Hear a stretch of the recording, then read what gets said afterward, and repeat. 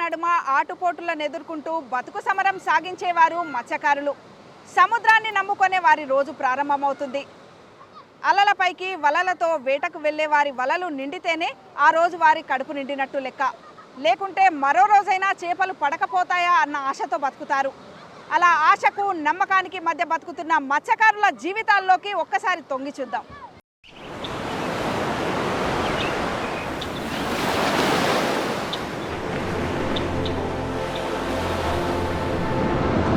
వారికి సముద్రమే జీవితం.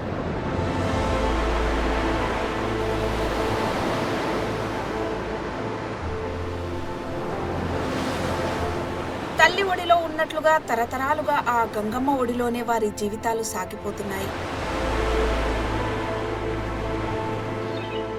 ఆ సువిశాల సముద్రంలో బతుకు వేటకు నిత్యం తెల్లవారక ముందే అక్కడి మత్స్యకారులు బయలుదేరుతారు.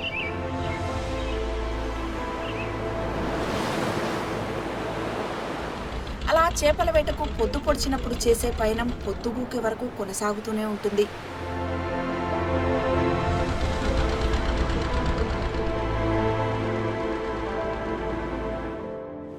అలలకి ఎదురీదుతూ ఆ గంగపుత్రుల నిత్య సముద్ర ప్రయాణంలో ఏ కెరటం ఎప్పుడు ఉవ్వెత్తున ఎగిసిపడుతుందో, మరుక్షణం ఏం జరుగుతుందో తెలియని పరిస్థితి ఉంటుంది.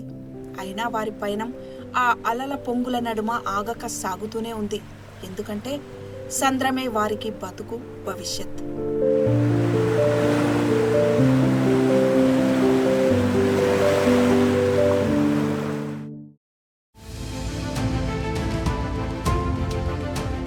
దేశంలోనే రెండవ అతిపెద్ద తీర ప్రాంతం గల రాష్ట్రం ఆంధ్రప్రదేశ్. మొత్తం 974 కిలోమీటర్ల తీర ప్రాంతంలో శ్రీకాకుళం జిల్లా పొడవైన తీర ప్రాంతాన్ని కలిగి ఉంది. ఈ సిక్కోలు జిల్లాలో మొత్తం 11 తీర ప్రాంత మండలాల పరిధిలో 104 మత్స్యకార గ్రామాలున్నాయి.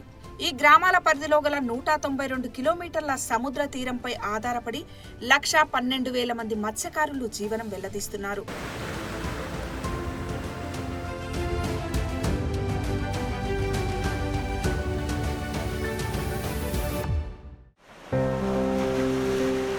ప్రతినిత్యం వాతావరణ పరిస్థితిని బట్టి మత్స్యకారులు వేటకు బయలుదేరుతారు. ఏ సీజన్లో ఏ చేప వస్తుంది, ఏ చేపకు ఏ వల వేయాలి అనేది వీరికి అనుభవం ద్వారా తెలుస్తుంది. దీంతో వేటకు వెళ్లే ముందే రకరకాల వలలను సిద్ధం చేసుకుంటారు. చేపల వేటకు సంబంధించి 3 రకాల బోట్లను వీరు వాడతారు. బోటు, వలలు సొంతంగా కొనుక్కోవాలంటే 10 లక్షలకు పైనే ఖర్చు చేయాలి. దీంతో ఎవరో కొందరికి తప్పితే చాలా మంది మత్స్యకారులు 10 మంది కలిసి బోటును, వలలను కొనుక్కుంటారు. అలా ఒక్కో బోటుపై ఇంచుమించు 10 మంది సముద్రంలోకి వేటకు వెళ్తారు. కోనంలలో ఒకటి, కానగొడతలో ఒకటి, చిరగోలు ఒకటి, నెక్స్ట్ ఎలాంటి ఇంచుమించు 10-15 రకాలు అన్ని జాతులు కూడా ఉన్నాయి. అంటే ఏ చేపకి ఏ టైం ఒకటి ఏది వేయాలి అన్నీ కూడా ఉన్నాయి.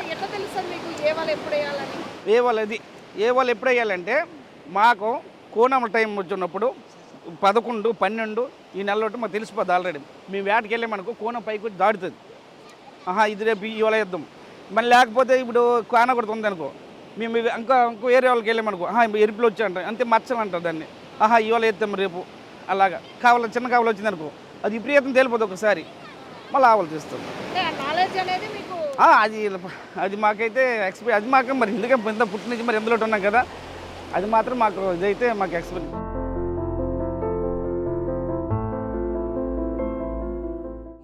తెల్లవారి 5 గంటలకు వేటకి వెళ్తాం.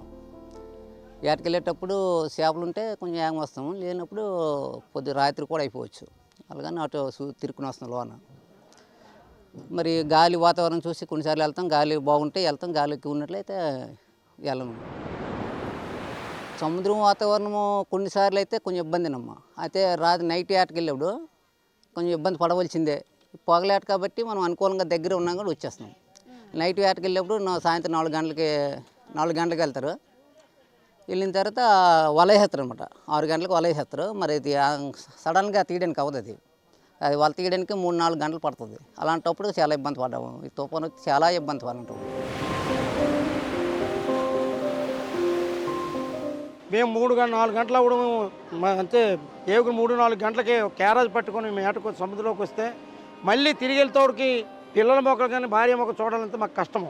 ఏ క్షణంకి ఏడు జరుగుతుందని కూడా తెలియదు. ఎందుకంటే నీటి మనం నాగబావంతో తప్ప మనం బుసుకొట్టుగా వెళ్ళినట్టే లెక్క.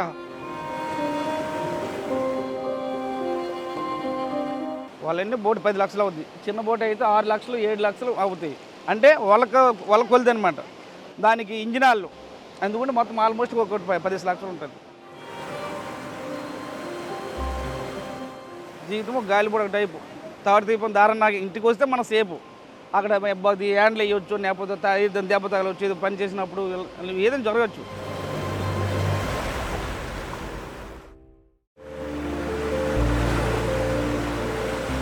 వేటకు వెళ్ళినప్పుడల్లా చేపలు పడతాయా అంటే లేదనే చెప్పాలి. ఒక్కోసారి వేటకు వెళ్లిన 1-2 గంటల్లోనే చేపలు వలకు చిక్కుతాయి. కొన్నిసార్లు వేటకు వెళ్లిన వారు ఉత్త చేతులతో రావాల్సిన పరిస్థితి. అయితే వేట కూడా అనుకున్నంత సులభం కానే కాదు. చేపలు ఉన్నాయి అనిపించిన చోట రింగులు విసిరే క్రమంలో ప్రమాదాలు ఎదురవుతాయి. అకస్మాత్తుగా కెరటాలు ఎగిసిపడ్డప్పుడు బోట్లు బోల్తా పడే అవకాశం ఉంటుంది. దీంతో ప్రతి క్షణం అప్రమత్తంగా ఉండాల్సిన పరిస్థితి. ఇంత కష్టపడ్డా చేపలు చిక్కుతాయనే గ్యారెంటీ లేదు. అందుకే వీరికి నెలకు ఇంత ఆదాయం వస్తుంది అని ఖచ్చితంగా చెప్పలేని పరిస్థితి. దీంతో వల నిండితేనే బతుకుబండి అన్నట్లుగా సాగుతుంది వీరి జీవితం.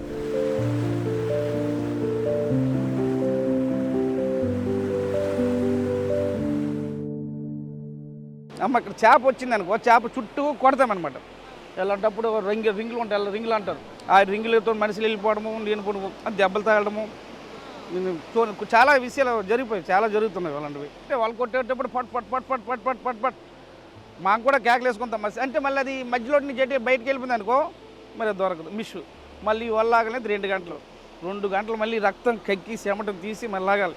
ఇప్పుడు పోగానంటే ఇది వాళ్ళ నసీబు, ఎవరి నసీబు పడతామని తెలియదు. తెల్లారి బావనపడిక సెండ్ వెళ్ళిపోయి మారేవులే చేప వచ్చింది రోజు. అక్కడి నుంచి వచ్చినప్పుడు ఇక్కడ వాళ్ళు పడిపోయి చేప ఎప్పుడు పడితే తెలియదు, ఎన్ని పడతామని తెలియదు. మన వాళ్ళకి ఇంచుమించు కాడగడ పడ్డది బావనపడి దగ్గర, ఇంచుమించు 3 బోట్లు అయింది. 3 బోట్లు అండి. ఆ రోజు నుంచి మళ్ళీ ఏట్లేవు. ఇప్పుడు చూస్తే 2-3 ఫీట్ల వస్తుంది కెరటం. సంథింగ్ సీజన్ బట్టి అయితే 6 ఫీట్లు 7 ఫీట్లు కూడా వస్తాయి మేడం. అలాంటప్పుడు మేము వేటకెళ్ళే సమయంలో అయితే మేము బోట్లు తిరగబడిపోయే రోజులు కూడా ఉన్నాయి. బై మిస్టేక్ మీరు తీసుకెళ్లే భోజనం అయితే క్యారేజీలు ఉంటాయి, అది కూడా తిరగబడిపోతుంది. బట్ అదే సాల్ట్ వాటర్ అవుతుంది ఆ భోజనం కూడా, అయినా మేము అదే తింటాం. ఎందుకంటే మరి సముద్రం మీద ఆధారపడుతుంది కాబట్టి మేము తీసుకెళ్ళే ఫుడ్ ఒక పూట తింటాం. 12 గంటలు తినేస్తే మరి రోజు సాయంత్రం 6 గంటల వరకు అదే ఫుడ్ మాకు ఉంటుంది భోజనం. మరి అంతే, ఆ సాల్ట్ వాటర్ అయినా తప్పదు, ఏదైనా తినాలి. ఆ భోజనం అయిపోతే ఖాళీ మంచినీళ్ళు తాక్కుని సాయంత్రం 6కి 7కి అయితే ఏ టైం అయితే చేపలు పడితే ఆ టైంకి వచ్చేసి మా జీవనం సాగిస్తాము. ఉపాధి రోజుకి దొరకదాం. ఇప్పుడు సుమారు ఒక 50-60 బోట్లు 50 వేలకి వెళ్తున్నాయి. ఒకరికి ఒక 20-30 వేలకు వస్తాయి. తర్వాత వస్తానికి ఏం లేవు. మనకు సుమారు 2,000 నుండి 3,000 వరకు ఆయిల్ కాలుతుంది రోజు. నెల మొత్తం కష్టపడతారు, ఎంత వస్తుంది, ఎంత మిగిలించుకుంటారు? నెల మొత్తం కష్టపడితే ఎంత వస్తుందని గ్యారంటీ ఉంది. ఈవేళ 10,000 దొరకవచ్చు, ఒక నెలలో ఏమి ఆపవచ్చు. ఆ డబ్బులు ఈ నెల సేపులు అవుతాయి. కొన్నిసార్లు అప్పు అయిపోవచ్చు, 2 నెలలు అప్పు అయిపోవచ్చు. ఆయిల్ అప్పు కూడా అయిపోతుంది. సాగురి దగ్గర అయితే ఆయిల్ కొనుక్కుని వస్తాం కదా, ఆ అప్పు రివర్స్ మళ్ళీ కట్టుకోవడం అవుతుంది. గ్యారంటీ లేదు. చేపలు ఉంటాయని గ్యారంటీ మనం చెప్పలేము.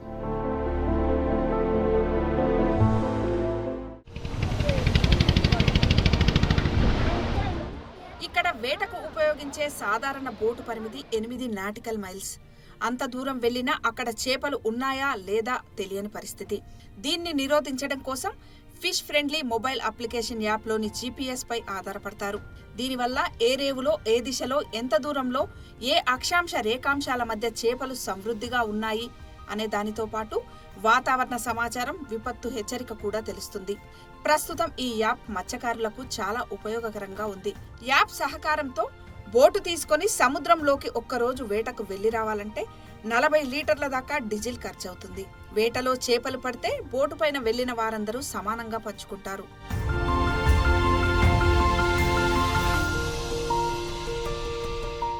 మనం సుమారు ఒక 50 మీటర్లు 60 మీటర్ల వరకు వెళ్తాం ఆ లోతు. ఇట్లా ఎంత అయితే అంతనే ఇట్లా ఎంత వెళ్తాం, కానీ లోన్కి అయితే 50-60 మీటర్ల వరకు వెళ్తాం. అంటే ఉన్నాయా లేవా అనేది ఎట్లా తెలుస్తుంటుంది?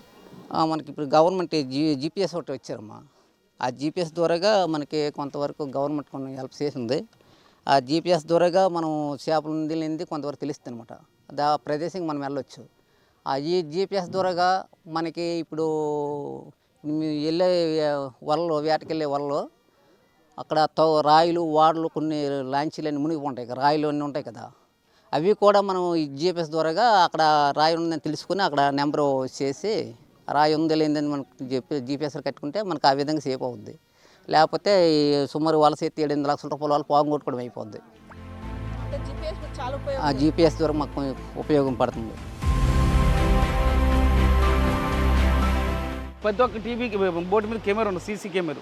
కింద మనం వెళ్ళామనుకో ఆయనకి టీవీకి నెంబర్ వస్తుంది, 4 వస్తుంది, 5 వస్తుంది, 20 వస్తుంది, 30, 50 వస్తుంది. ఆ నెంబర్ ఉంటేనే దాని మీద గుట్టలాగా చూసుకుంటూ మనం అందరం మా దగ్గర ఉన్నాము, వాళ్ళు ఉంటేనే ఆ చేపలు ఉన్నట్టు, లేకపోతే లేనట్టు. ఇప్పుడు కింద కూడా నీటిలో కూడా సీసీ కెమెరాలు వెళ్ళిపోయి గత సంవత్సరం అయితే 1-2 ఉండేది. ఈ సంవత్సరం ప్రతి ఒక్క బోటుకు కూడా పెట్టేశారు. ఒక టీవీ ₹1,00,000, దానికి 10 మంది వెళ్తారు. 10 మందికి వెళ్తే ₹1,00,000 వచ్చింది అనుకో, బోటు వాట ఈ 10 మంది ఒక వాట రైతులది. ఈ ₹1,00,000 దొరికింది ఇవ్వాలనుకో, మళ్ళీ 10 రోజులు మళ్ళీ ఏముండదు. డీజిల్ ప్రతిరోజు డీజిల్ క్యాను, ఓ డీజిల్ క్యాను, మళ్ళీ మోటార్ మళ్ళీ ఇంజిన్ ఖరాబ్ అయిపోతున్నప్పుడు అక్కడి నుంచి ఇంకోళ్ళు మళ్ళీ ఫోన్ చేసుకుంటూ మళ్ళీ రావడము ఇవన్నీ జరుగుతాయి.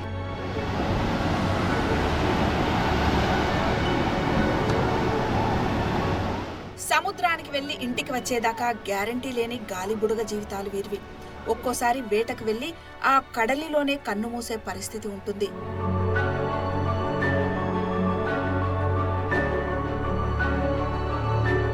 కుటుంబానికి ఆధారం అనుకున్న వారు మరణిస్తే ఆ ఇల్లాలికి అంతులేని వేదనే.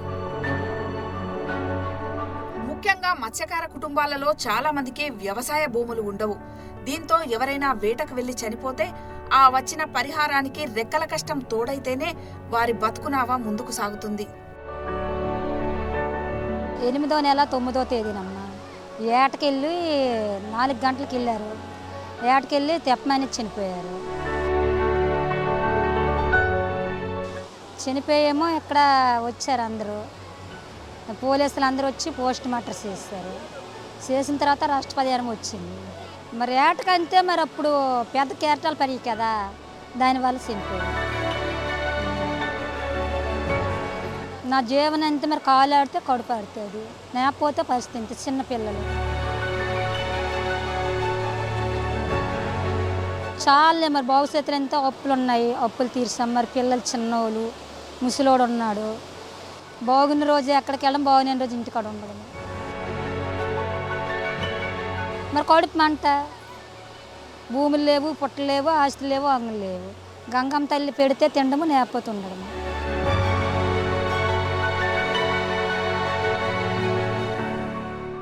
చాలా చోట్ల తీర ప్రాంతాల్లో జెట్టీలు లేక మత్స్యకారులు తీవ్ర ఇబ్బందులు పడుతున్నారు. జెట్టీలు లేకపోవడం వల్ల సముద్రంలో వలలకు చేపలు చిక్కినా కూడా అవి ఒడ్డుకు తీసుకొచ్చాక నిల్వ చేసుకునే ఇబ్బంది ఉంటుంది. దీనివల్ల దళారులు అడిగిన ధరకే చేపలను అమ్ముకునే పరిస్థితి ఉంది. ఒకవేళ దళారులకు ఇవ్వకపోతే ఆ చేపలన్నీ కూడా ఖరాబ్ అవుతాయి. కాబట్టి నిల్వ చేసుకునే వెసులుబాటు లేకపోవడం వల్ల దళారులకు వారు అడిగిన రేటుకే ఇవ్వాల్సిన పరిస్థితి. దీంతోపాటు ఇప్పుడు మనం సముద్రం చూస్తుంటే సాధారణ టైంలో 3 అడుగులుగా ఉంటుంది దాని అలల కెపాసిటీ. అదే తుఫాన్ల సమయంలో 8 నుంచి 9 అడుగుల అలలు వస్తుంటాయి. ఈ సముద్రం అంతా కూడా ముందుకు వస్తుంది. ఆ సమయంలో ఈ పడవలన్నీ కూడా కొట్టుకొని లోపలికి వెళ్ళిపోతుంటాయి. అదే జెట్టీలు ఉంటే వాళ్ళ పడవల్ని ఇక్కడ సేఫ్గా పెట్టుకునే వెసులుబాటు ఉంటుంది. కాబట్టి మినీ జెట్టీలన్నీ నిర్మించి ఇస్తే తమకు చాలా ఉపయోగకరంగా ఉంటుందంటున్నారు మత్స్యకారులు.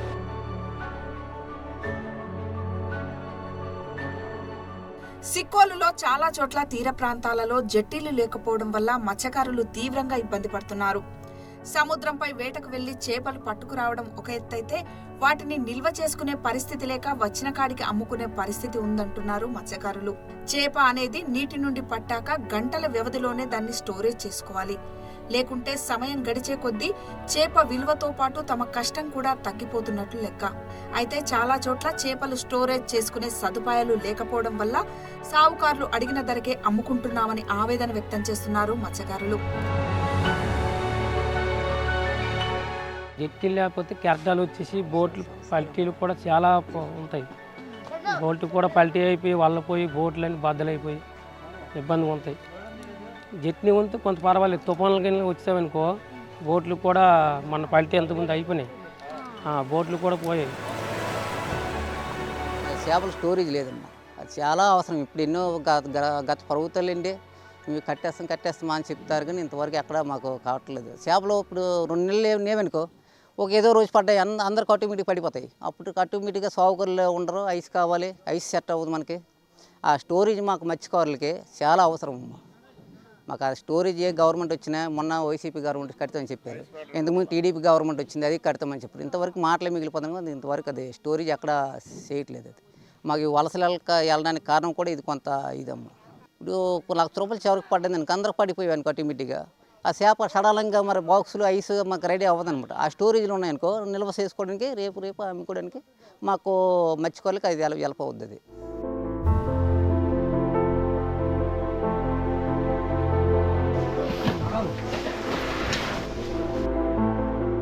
జెట్టీలు అంటే మినీ ఫిషింగ్ హార్బర్లు అన్నమాట. అక్కడ బోటులను పెట్టుకునే సౌలభ్యంతో పాటు వేటకు వెళ్లి తెచ్చిన చేపలను నిల్వ చేసుకోవచ్చు. చేపకు మంచి ధర ఉన్నప్పుడు అమ్ముకోవచ్చు. కానీ చాలా చోట్ల జెట్టీలు అనేవే లేవు. కొన్ని చోట్ల జెట్టీలు ఉన్నా అక్కడ ఐస్ సదుపాయం లేదు. దీంతో పట్టుకొచ్చిన చేప వెంటనే అమ్ముకోవాల్సిన పరిస్థితి. దీనికి తోడు జెట్టీలు లేకపోవడం వల్ల తుఫాన్ల సమయంలో బోటులు కొట్టుకుపోకుండా ఒడ్డుపైకి తీసుకెళ్లడం చాలా ఇబ్బందికరంగా ఉందని, వెంటనే జెట్టీలు లేని తీర ప్రాంతాల్లో మినీ జెట్టీలు కట్టించి ఇవ్వాలంటున్నారు మత్స్యకారులు. తుఫాన్ వచ్చేటప్పుడు ఐటమ్ అది బోట్ ఎక్కడ జాగ్రత్త చేసుకుని తెలియక మేము జేసీబీ పిలుచుకుంటాం. అతనేమో డిమాండ్ ఒక బోట్కి ఎంత అని డిమాండ్ చేస్తారు. మ్యాక్సిమం ఇక్కడ ఇంత డిస్టెన్స్ లోటు ఒక 3000 4000 అడుగుతారు. మ్యాక్సిమం 4000 అడుగుతారు. అలాగని ఎన్ని బోట్లు ఉంటే అన్ని బోట్లకు కూడా అంత 4000 5000 అడుగుతారు. ఇంత డిస్టెన్స్ దగ్గర డిస్టెన్సే 5000 అడుగుతారు. మినిమం బోట్ లాగడానికి 1 అవర్ 1.5 పడుతుంది జస్ట్ ఎంత డిస్టెన్స్కే. అది మా వస్తువులు మేము జాగ్రత్త చేసుకోవడానికి కావాలంటే జెట్ని ఉండాలి, తప్పనిసరిగా ఉండాలి. లేకపోతే ఇలాగ మత్స్యకారులు చాలా ఇబ్బందులు పడుతూ ఉంటారు.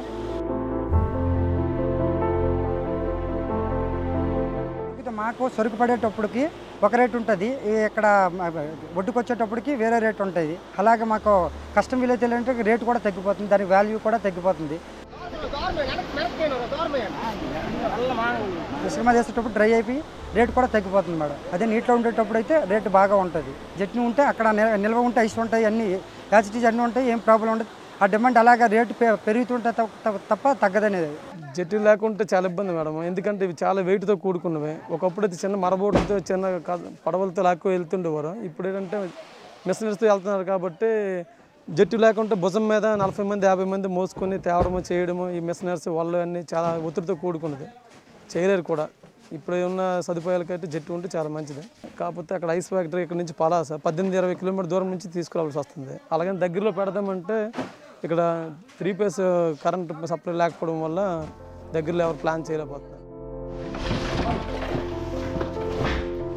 మాకు ఓల్డ్ స్టోరేజ్ ఉన్నదనుకో, ఒకవేళ శనివారం కానీ ఈరోజు ఇప్పుడు సాయంకాలం వరకు చేపలు పడినాయి, దాన్ని స్టాక్ చేసుకుని రేపని అమ్ముకుంటాం. మాకు ఓల్డ్ స్టోరీ లేక మాకు కొద్దిగా చాలా ఇబ్బంది అంటే 100 ఇబ్బంది. మాకు ఇప్పుడు సాగుకారు వస్తాడు, ఒక సాగుకారు నాకు ఎక్కువ సరుకు అయిపోయింది మరి నేను అంటాడు, 2 బళ్ళు తెచ్చాడు అన్నాడు, 2 బళ్ళు వచ్చాయనుకో, ఆ 2 బళ్ళు ఏమంటారు, నాకు సరుకు మరి నాకు వద్దు ఎక్కువైపోయింది అంటారు. ఆ ఉన్న సరుకు ఏం చేస్తాం, దెబ్బ మీద ఇలాగ ఎండేసేస్తాం. లాగా తెచ్చుకుని మత్స్య సంపద ఈ దెబ్బ పైన వేసిన తర్వాత సుమారు 1000 రూపాయల మత్స్య సంపద ఈ జట్టీలు లేకపోవడం వల్ల ఆ 1000 రూపాయలు 100 రూపాయలతో కష్టము. అది కూడా 3 గంటల తర్వాత, అంటే మధ్యాహ్నం 3 గంటల తర్వాత చేస్తే అది ఎందుకే పని చేయక దెబ్బ పైన పడేస్తే కనీసం దానికి ఇలువ కూడా 10-15 రూపాయలు కేజీ ఇస్తారు. అదే పచ్చిమైనట్టయితే సుమారు 100-200 రూపాయలు వచ్చినవి. అక్కడికి అది ఆ స్టోర్ రూమ్లో ఉంటే మనం నిల్వ చేసుకొని రేపు అమ్మకానికి కూడా పనికొచ్చిన ఒక ఉపాయం అవి కూడా మాకు లేవు. దానివల్ల కూడా జీవనోపాధి కోల్పోయి మేము ఇతర దేశాలకు వెళ్ళి తల్లి పిల్లలకు కుదిరేసి వెళ్ళి నానా హింసలు పడుతున్నాం. అందువలన ప్రభుత్వాలు ఆదుకొని మాకు ఎటువంటిగా ఈ విషయంలో కల్పించుకొని మాకు అందరికి కూడా మరి మినీ జెట్టీలు ఇచ్చినట్టుంటే కోల్పోరం స్టోర్ రూమ్లు ఇచ్చినట్టుండి దానికి మాకు అవకాశం ఇచ్చినట్లయితే మా అందరూ జీవనోపాధి జరుగుతాయి. కాబట్టి ఎక్కడికో పిల్ల తల్లి తీసుకొని వెళ్తే మేము బతకలేము.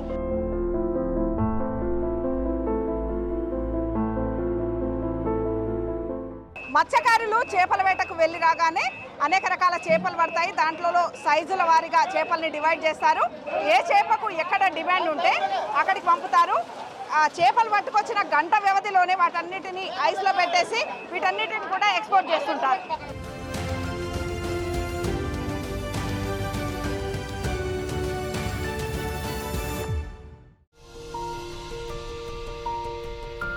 ప్రస్తుతం చాలా చోట్ల తీర ప్రాంతాల్లో చేపలు వలకు పడగానే సమాచారం సావుకార్లకు పంపుతున్నారు. వారు ఐస్ ఉన్న వ్యానులను తీసుకుని తీర ప్రాంతానికి చేరుకుంటారు. అక్కడే వారికి కావలసిన విధంగా చేపలను వేరు చేసి తూకం వేసి అమ్ముకుంటున్నారు మత్స్యకారులు. చాలా రకాల చేపలు వస్తుంటాయి. ఎక్కువ సోరలు, టోనా అంటారు, కానగర్తలు, నల్లమట్టలు, జల్లలు, పండుగప్పులు, ఏరు లోపల కూడా పీతలు, రొయ్యలు అలాంటివి కూడా ఎక్కువ వస్తుంటాయి. అన్ని రకాల చేపలు ఈ జట్టికి వస్తుంటాయి. ఇక ఎక్కడి నుంచి ఎక్స్పోర్ట్ కూడా చాలా దూరం ఎక్స్పోర్ట్ చేస్తుంటారు. దిగ, కలకట్ట, చెన్నై, బెంగళూరు, కేరళ, త్రివేంద్రం గట్ట ఎక్స్పోర్ట్ చేస్తుంటారు. ఇక్కడ నుంచి లోకల్ సాగుకుల్లో ఎక్స్పోర్ట్ చేస్తుంటారు. పెద్ద నెట్టకైతే పెద్ద చేపలు అయితే అంటే 2-3 రకాలు వస్తాయి, కానీ చిన్న నెట్లకైతే ఎక్కువ రకాలు మిక్స్ అవుతుంటాయి. సాగుకారికి ఏ విధంగా కావాలో ఆ విధంగా ఎక్స్పోర్ట్ని బట్టి ఇక్కడ రైతులే సపరేట్ చేసి మనకి ఇస్తుంటారు. దాని సైజుని బట్టి, గ్రేడ్ని బట్టి ఎక్స్పోర్ట్ చేస్తుంటారు. అది సపరేట్ సైజ్ ఇవ్వడం వల్ల కూడా రైతుకు కూడా ఎంత కొంత డబ్బులు కలిసి వస్తాయనే ఉద్దేశంతో చిన్న సైజు చిన్న రేటు, పెద్ద సైజు పెద్ద రేటు కింద ఎక్స్పోర్ట్ చేస్తుంటారు.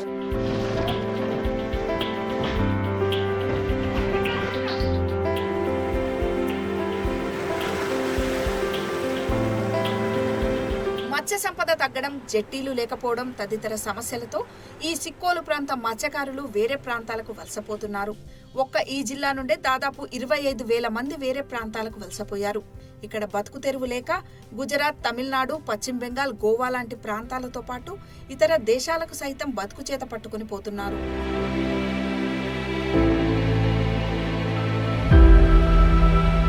మ్యాక్సిమం వేట కూడా ప్రతిరోజు అవ్వదు మేడం. ఈరోజు 40-50 బోట్లు వెళ్ళాయి, అందులో ఒకరికే ఉన్నది. ఒక బోట్ వెళ్ళిందంటే 3,000 నుంచి 4,000 ఖర్చు అయిపోద్ది. ఓవరాల్ లెక్క పెట్టుకుంటే ఒక రోజుకి 1,50,000 ఓన్లీ ఆయిల్కి, మెయింటెనెన్స్కి ఖర్చు అవుద్ది. ఎవరికో ఒకరికే పడతాయి. వీళ్ళకి మరి ఒక రోజు పడిందంటే 10 రోజులు ఉండకపోతే వీళ్ళకి మళ్ళీ తిరిగి అప్పు అయిపోతుంటుంది. దీనివల్ల చాలా ఎక్కువ ఇబ్బంది పడతాయి. గ్యారంటీ లేదు. టైం పోయి అసలు ఈ సంవత్సరం అయితే ఇంకా దారుణము. అసలు అంటే మినిమం లేబర్ ఛార్జ్ కూడా రాదు. సంపద ఈ సంవత్సరం చాలా తక్కువ ఉంది. దానివల్ల కూడా ప్రాబ్లం అవుతుంటుంది. అది మన విషయం. ప్రజెంట్ అయితే చాలా తక్కువ క్యాచింగ్, అన్ని సంవత్సరాలతో పోల్చుకుంటే ఈ సంవత్సరం ఇంకా తక్కువ క్యాచింగ్ ఉంది. వలస గోవా వెళ్తున్నాము, ఉత్తరం వెళ్తున్నాము, తర్వాత ఈరావోలు వెళ్తున్నాము, వైజాగ్ వెళ్తున్నాము, మద్రాసు, చెన్నై, బెంగళూరు, మొత్తం ఎక్కడ మా జిల్లాలో అయితే మా గ్రామం నుంచి అన్ని గ్రామాలకు కూడా వెళ్ళి వలసలకే ఎక్కువ వెళ్ళిపోతున్నారు. వాళ్ళు కూడా అటు నుంచి వచ్చేసరికి అక్కడ మరి ఏట ప్రమాదంలో చనిపోయి చేసి అక్కడ కూడా శవాలు వదిలేసి ఇక్కడ తెచ్చుకునే పరిస్థితి లేదు. ఎందుకంటే కోల్పోయాము. ఇక్కడ అందరు కుదిరేసి వెళ్ళిపోయి ఏమైనా తెస్తాడో అందరూ బతుకుతామంతే, ఏదో జరగడం జరిగితే అక్కడ ఉండిపోతారు. ఇక్కడ మా వాళ్ళకి మత్స్యకారులు అనేది మత్స్య సంపద చాలా తక్కువ అయిపోయిందమ్మా. ఈ మత్స్య సంపదను తగ్గడం వల్ల ఏమైందంటే మా వాళ్ళు వలసలు బాట పెట్టేవాళ్ళు.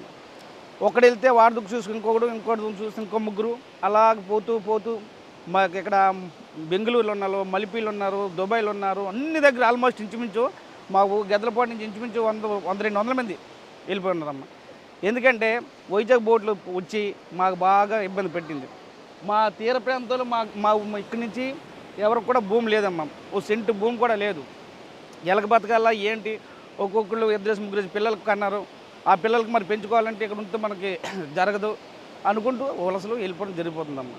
ఎందుకంటే చాలా ఇంతకుముందు విపరీతమైన మత్స్య సంపద ఉండదు. అప్పు నుంచి మాది అలాగే కాస్త దేశాలు వెళ్ళి ఇప్పుడు కొద్దిగా ఇల్లు కట్టుకున్నారు. ఇల్లు కూడా లేవు. ఇంతకుముందు పురుగు గుడిసెలు.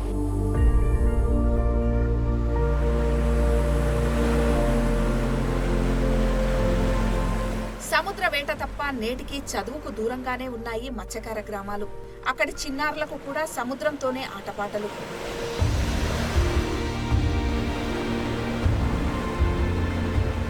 సముద్రంతో ఎలా మెలగాలో కూడా వారు పసితనం నుండే నేర్చుకుంటారు. తల్లిదండ్రులు పొద్దున లేస్తే సముద్రం దగ్గరే ఉంటుండటంతో వీరు ఎక్కువసేపు కడలి ఒడిలోనే గడుపుతుంటారు. వల నిండితేనే బతుకు అన్న చందంలో మత్స్యకారుల జీవితాలు ఉండడంతో ఆర్థికంగా ఒడిదుడుకుల జీవితాలే వీరివి. దీనికి తోడు తల్లిదండ్రులు కూడా పెద్దగా చదువుకోకపోవడం వల్ల పిల్లల చదువులపై పూర్తిగా దృష్టి పెట్టలేని పరిస్థితి. వెరసి ఎవరో ఒకరిద్దరు తప్పితే నేటికి కూడా ఉన్నత చదువుల్లో దూసుకుపోలేని పరిస్థితుల్లో ఉన్నారు మత్స్యకార కుటుంబాల్లోని పిల్లలు.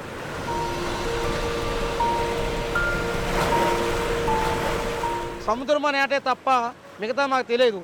అందువలన చదువు కూడా తక్కువ. కారణం 10th వరకు ఇప్పుడు పిల్లలైతే ఇంటర్మీడియట్ వరకు చేశాను. కానీ మా మత్స్యకారులు ఎవరికి కూడా ఈ రోజు వరకు కూడా ఉద్యోగాలు అనేది లేవు. ఆ ఉద్యోగాలు లేవు కాబట్టి సముద్రమే జీవనం, తీరం ఎక్కువ సముద్రం మా జీవనం కాబట్టి దాంట్లోనే మేము బాగా జీవించాలా, దాంట్లో మేము బతకాలా. ఏ రోజైనా సుమారు ఈ సంవత్సరంలో 4 మాసాలు నేటలేకపోవడం అందరూ కూడా నిరక్ష అయ్యి దరిపైనే ఉండిపోయారు. రోజు కూడా ఓడుకొని తినాలా చేయాలంటే కష్టం ఉన్నది. ఎందుకంటే ఒకళ్ళ ఇద్దరు పిల్లలతో జీవించాలా చదివించాలంటే ఎటువంటి కూడా లేకపోయిన వల్ల మేము ఎంత ఇబ్బంది పడతాము. మరి ఏం జరుగుతుందో మా పుట్టి ఇందులోటు ఇంత అబ్బాయి కూడా ఈత వస్తుంది. చదువు ఎక్కువ కూడా లాలర్జీ లేదు. చదువులు అంటే మరి బాగా వెనకబడిపోయింది. మేము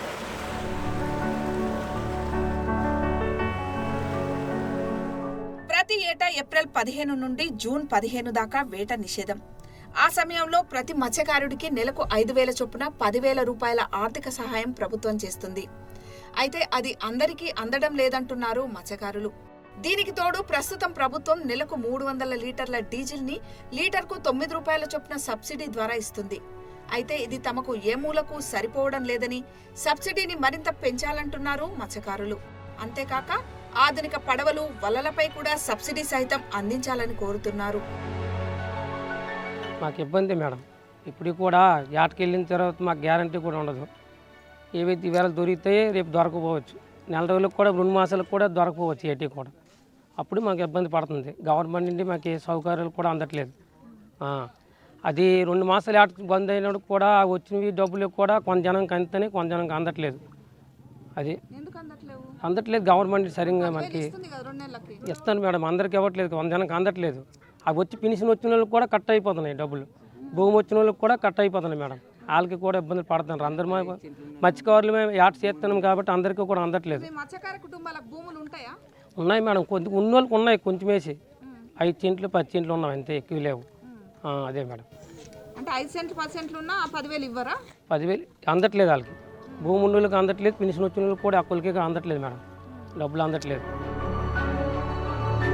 అప్పుడు వచ్చే సబ్సిడీలు కొంచెమే వస్తాయి మేడం, ఎక్కువ రావట్లేదు. 5 లక్షలు 10 లక్షలు వాళ్ళు తీస్తున్నామా, నీటిలో పోయినా సరే డబ్బులు కూడా రూపాయి ఇవ్వట్లేదు గవర్నమెంట్ అండి.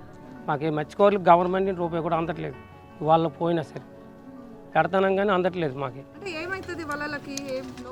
ఇంత రాయలు కొండలు ఉంటాయి కదా మేడం, కొండలకు తగిలేసి వాళ్ళు పోతుంటాయి, ఉండిపోతాయి నీటిలో వాళ్ళు. అవి కూడా మాకు అన్ని పొజిషన్ కనిపించట్లేదు. ప్రభుత్వాలు ఏం చేయాలి, మీకు ఎట్లా ఉండాలి? ప్రభుత్వం మత్స్యకారులకు ఆదుకోవాలి. బోట్లు 10 లక్షలు 20 లక్షలు వేసి చేసినాం, అవి కూడా కొద్దిగా చూడాలి గవర్నమెంట్ ప్రభుత్వం. అన్ని సౌకర్యాలు కూడా అందాలి. మత్స్యకారులు అంటే చిన్న చూపుతూ వస్తాను. అంటే యాక్చువల్గా మా వాళ్ళు అంటే మార్నింగ్ వెళ్ళేసి ఈవినింగ్ సన్ రైజ్ క్లోజ్ అయ్యే టైంకి వచ్చేస్తుంటారు. మార్నింగ్ 4 గంటలు లేచి అందరు రెడీ అయ్యి వెళ్తుంటారు. వీరికి ఏంటంటే ఇంతకుముందు గవర్నమెంట్ ఉండేటప్పుడు ఆయిల్ రాయితీలుండి, బోటు తీసుకుంటే స్కీమ్స్ స్పెషల్స్ డిపార్ట్మెంట్ నుంచి రాయితీలుండి, వాళ్ళకి రాయితీలుండి, వాళ్ళకి పోస అవసరం పడుతుంది, పోస కట్టాలంటివన్నీ రాయితీలుండి. గవర్నమెంట్ వచ్చిన తర్వాత కొద్దిగా స్లో అయింది, బాగా లేకపోవడం వల్ల కొద్దిగా ఇబ్బంది పడుతున్నారు. దాంతోపాటు ఏంటంటే ఆయిల్ కూడా బాగా రేటు పెరగడం వల్ల మెయింటెనెన్స్ చేయడానికి కూడా చాలా ఇబ్బంది పడుతున్నారు. మన వాళ్ళకి ఇప్పుడున్న ఈ బాణపోడు రేవు చాలా సంవత్సరాల నుంచి ఉన్న ఏరు ఇది. సదుపాయం అయితే బాగానే ఉంటుంది, అన్ని రేవులతో పోల్చుకుంటే వెళ్ళి రావడానికి ఎటువంటి ఇబ్బంది ఉండదు. కాకపోతే రాయితీ లేకపోవడం వల్ల ఇంతకన్నా మెరుగైన పడవలు కానీ, లేకపోతే మంచి ఇంజనీర్ కానీ, మంచి డబుల్ సిలిండర్ 10 సిలిండర్ ఇంజిన్స్ కానీ చేయలేకపోతున్నారు. యాక్చువల్గా ఎవ్రీ మంత్ 300 లీటర్లు ఇస్తుంటారు ఒక బోట్ ఓనర్కి, ఒక కార్డు మీద. అది 300 లీటర్లు ఇస్తారంటే లీటర్కి మాత్రం 9 రూపీస్ సబ్సిడీ ఇస్తుంటారు ఒక లీటర్కి. అలాగే 300 లీటర్లు ఇస్తారు. కాకపోతే ఈ 300 లీటర్ మాకు ఓన్లీ 10 రోజులు మాత్రమే వస్తుంది. 10 అంటే రోజు 30 లీటర్ అదనంగా ఖర్చు అయిపోతుంటుంది. 30కి ఎక్కువ అవుతుంది కానీ తక్కువ ఎప్పుడు అవ్వదు. బట్ వచ్చే సబ్సిడీ అంతే కాబట్టి తీసుకుంటారు. మిగతాది అంతా అదనంగా వీళ్ళు అమౌంట్ పెట్టుకుని తెచ్చుకుంటారు. యాక్చువల్గా ప్రతి నెలకు కూడా శనివారం తప్ప ప్రతిరోజు వేటకి వెళ్తుంటారు. అంటే అది ఒక యూనిట్ కింద సెలవు విధానం కింద ప్రకటించుకున్నారు అంతే. రెస్ట్ కింద వలల పనులు, తాళ్ళ పనులు అని చేసుకుంటారు. వలల పనులు చేసుకోవడానికి ఉండిపోతారు.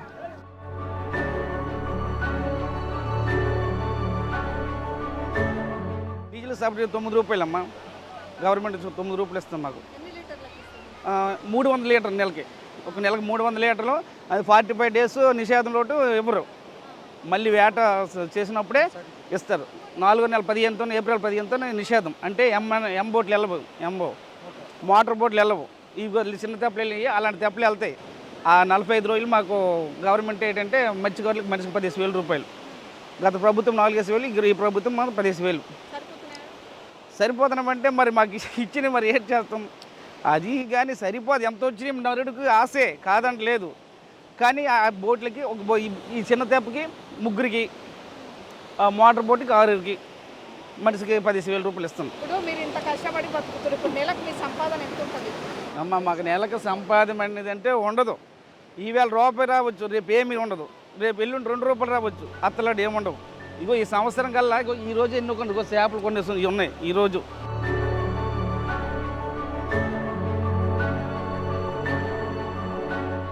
ఏ క్షణం ఏమవుతుందో తెలియని గ్యారంటీ లేని బతుకులు తమవని, తమ సమస్యలను పార్టీలకు రాజకీయాలకు అతీతంగా మానవతా కోణంలో చూడాలని, తమ బతుకులకు భరోసా ఇచ్చి నిలబెట్టాలని కోరుతున్నారు మత్స్యకారులు. చెప్తాను, అన్ని ప్రభుత్వాలు వచ్చినప్పుడు చెప్తాను, మాకు పార్టీలతో సంబంధం కాదు. ఇక్కడ ప్రభుత్వాలంతా ప్రభుత్వం, ఏ ప్రభుత్వం వచ్చినా మాకు ఆదుకోవాలని కోరుతున్నాం. కానీ మాకు పట్టించుకున్న నాజు ఈ రోజు వరకు లేరు. తర్వాత సముద్రంలోటు మాకు ప్రభుత్వాలు పెట్టారు 10 లక్షలు అంటున్నారు. 10 లక్షలు కూడా సకాలం అందరూ లేదు. ఈనాడు 10 లక్షలతో వెనకున్న జీవనోపాధి పిల్లలు ఎప్పుడు బతుకుతారు? ఒక 20-30 లక్షల రూపాయల ఆ కుటుంబం కాదుకున్నట్టయితే దానివల్ల వెనకున్న పిల్లలు కూడా బతుకుతారు. ఎందుకంటే మనకు జీవనం లేదు కాబట్టి, సముద్రమే మా జీవనం కాబట్టి. అందువల్ల ప్రభుత్వాలు ఈ మినీ జెట్టీలు మటు కంపల్సరీ మాకు అది ఇంపార్టెంట్ కావాలి. నిల్వ చేసుకోవడానికి స్టోర్ రూములు కావాలి. అందువల్ల మాకు అవి ఉన్నట్టయితే మేము ఎక్కడికి వెళ్ళక్కర్లేదు. మా జీవనోపాధి మేము చేసుకుంటాము.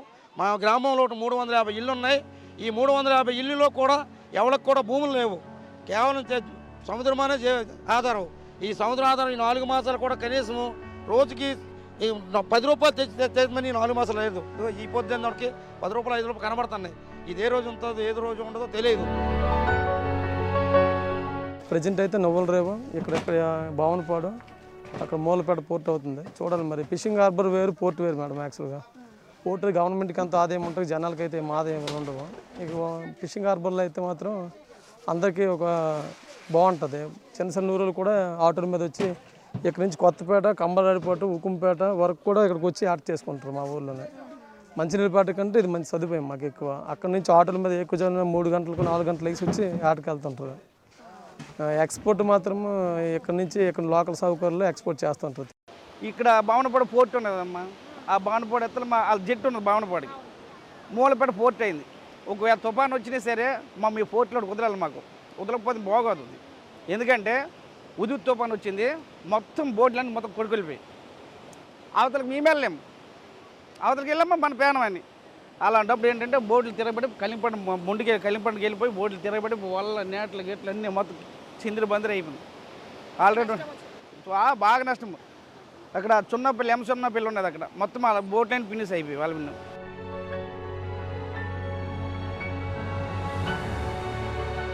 కాళ్ళాడితేనే కడుపాడినట్లుగా కెరటాలకు ఎదురొడ్డి అప్పుడప్పుడు వచ్చే తుఫాన్లతో సావాసం చేస్తూ కడలి కల్లోలాలని భరిస్తూ బతుకు సమరం సాగిస్తున్నారు మత్స్యకారులు. స్వాతంత్ర అమృతోత్సవాలు జరుపుకున్న నడిసంద్రంలో నావలా ఉన్న వారి బతుకులకు ఇంకా అభివృద్ధి ఆమెడు దూరంలో ఉంది. ఆటుపోటుల నడుమ వేట సాగిస్తూ తీరంలో గోసపడుతున్న వారి వేదనని పట్టించుకొని వారికి అండగా నిచ్చే దిశగా ప్రభుత్వం చర్యలు చేపట్టాలి. అప్పుడే ఆ గంగపుత్రుల ఇళ్లలో వెలుగులు నిండుతాయి. సముద్రమే జీవనంగా బతికే మత్స్యకారులు నేటికి సమస్యల సుడిగుండంలో కొట్టుమిట్టాడుతున్నారు. వారి సమస్యలపై ఎవరికి విన్నవించినా కూడా వారి వేదన ఈ కడలి ఘోషలోనే కలిసిపోతుంది. దీంతో ఇక్కడ బతుకులేక భవిష్యత్ లేక ఎంతో మంది మత్స్యకారులు వలసబాట పడుతున్నారు. ఇకనైనా పార్టీలకు అతీతంగా రాజకీయ నాయకులంతా తమ గురించి ఆలోచించాలని, తమ సంక్షేమంపై శ్రద్ధ పెట్టాలని కోరుతున్నారు మత్స్యకారులు. కెమెరామెన్ సతీష్తో రమ, బిగ్ టీవీ, గద్దలపాలెం నుండి.